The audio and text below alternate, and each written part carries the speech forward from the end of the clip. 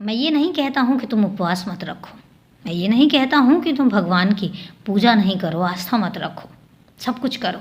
लेकिन एक बात याद रखना, मेरा उपवास पर विश्वास ज़्यादा नहीं है, क्योंकि उसका कारण ये है, जब तुम उपवास रखते हो तो तुम्हारा पूरा दिन उस उपवास के आसपास ही गुजरता है।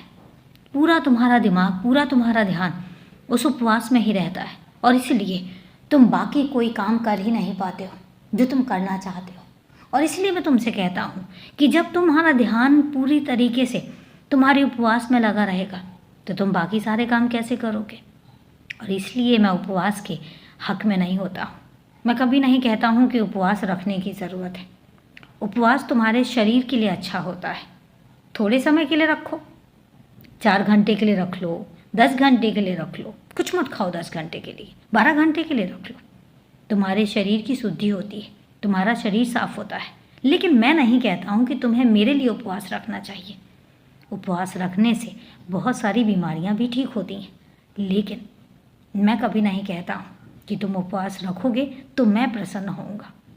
मैं बिल्कुल प्रसन्न नहीं होऊंगा, क्योंकि मैं कहता हूँ कि उपवास रखने की ज़रूरत नहीं है। खाना खाओ, भरपेट खाओ, और उतना खाओ जितना तुम्हारे शरीर की ज़रूरत है।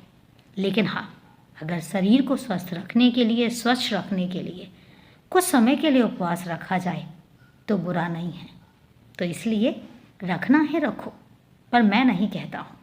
और इसलिए अपने मन पर ज़्यादा बोझ मत डालना। मैं हमेशा प्रसन्न हूँ तुमसे। और अभी के लिए शुभ रात्रि मेरे बच्चे। खुश रहो, हमेशा खुश रहो।